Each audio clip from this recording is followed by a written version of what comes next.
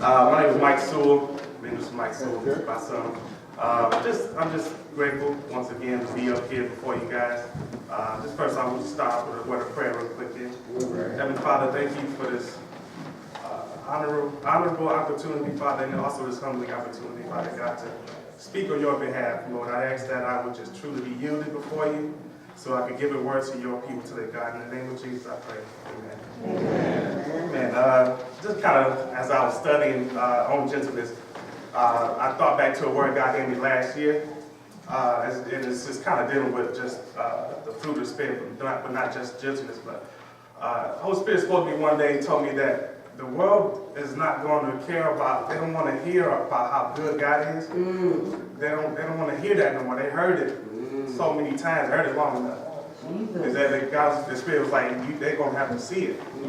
And I was like, man, that was such an old time powerful word, because it's like we go to church and we do our thing, but we don't, it's not what I want to say we, but it's come to a point to where it's just kind of like routine, and we don't really, get into, we get in this regimen, this routine of this church, this form of godliness and everything, and it's just like God is not, He's not going to put up with that anymore.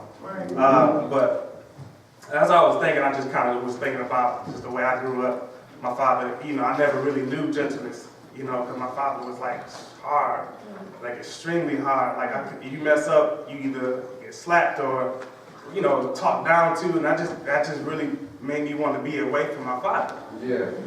And it wasn't until I got saved till I started learning these things. Then I had a daughter, then I had to realize how I really have to exemplify who God is. Right. So I was just like, man, I'm like, just growing. And one of the things that I realized about gentleness is that it's really imperative for the unbelievers for us to really express that to the unbelievers all over, actually, to the world, even in the church.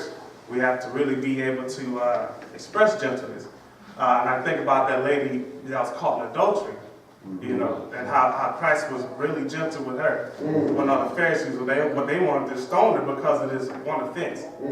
And but Christ, being who He is, all authority, all power, He is like, no, like he showed complete gentleness towards her.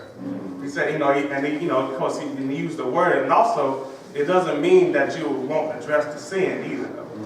You know what I mean? Because like gentleness addresses the sin, but He does it such a loving, mild way to where the person will receive it. And that's that, because we don't want to we don't want to be like the Pharisees, and get in our own self and be exalted up, and they're not going to receive that because it's flesh.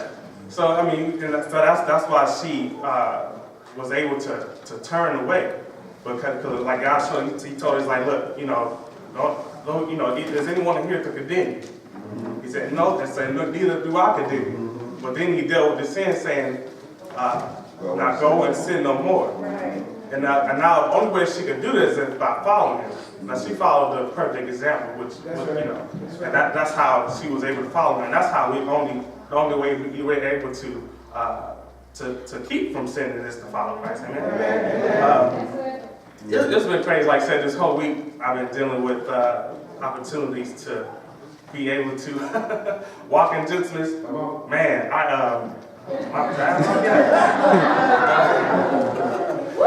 it's been great, because I was at dealing with folk, dealing with my daughter's mother. I'm a single father.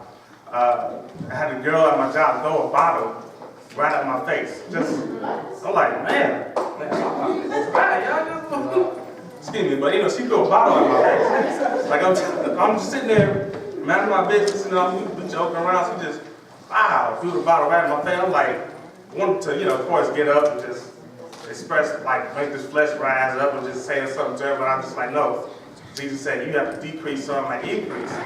So I have to remember that everybody's watching. Even though you think they're not watching, He's watching all the time. But we have to remember that they're watching. And if you're going to live this life, you have to not just say you're a minister or, I go to church. Like I said, they don't want to hear that. Because they don't want to see the action. They want to see it. So I just, it was just crazy that I had to go to that. But one of the things I just wanted to like one of the scriptures here that I was kind of tied to this. It said, it's in 2 Timothy 2 and 3. Yeah. I mean, 2 Timothy, 2, chapter 2, rather. Starting with verse 24. It said, the Lord's servant must not quarrel, instead must be kind to everyone, able to teach, able to teach, not resentful, those who oppose him, he must gently instruct, in the hope that God will grant them the repentance, leading them to a knowledge of the truth, And then it says, and they will come to their senses and escape the trap of the devil who has taken them captive, and to do his will. So, and that's what I was, I would want to make sure I remember that, because no matter what I go through, no matter things, I appreciate it. All right. Sorry about that, John. Okay. Anyway, like I said, but that's what keeps me on guard as far as like just being due, because like I said, I don't want to get to the point to where I lose my testimony, I lose my my character. And that's what we all should be striving towards. We don't want to get to a point where, like when we say we're a minister, but we're not living it though. You know what I mean? Right. But and that's the thing. Like I said, we have to continue to just make it about. It's never about us. It's never been about us. It's always been about a reflection of Christ. We're supposed to live as a reflection of Christ. We're supposed to look like Him. Because if we don't look like Him, they're not going to know who He is. You know what I mean? Because like most people have a misunderstanding of who Christ is because of what they see on TV. You know what I'm saying? I mean, because like most people don't want to deal with sin, or don't want to deal with don't want to be bold about and dealing with the sin. And most people don't really know how to do it. They don't really know how to deal with the sin and yet be gentle about it. Right. Now you can like you say, you can be against sin all you want, but you gotta like you say, you have to really just man, I lost my train of thought. Excuse me, y'all. But like I said, it's something that you definitely have to walk out. It's something that like it's not a game. It's nothing to be played. I'm gonna go to my notes here real quick. But yeah, like I said, like when we spill the Spirit, it's not it's not hard to do. You know what I mean? It's definitely not hard to do. So that's one thing I wanted to leave you guys with this thing called gentleness.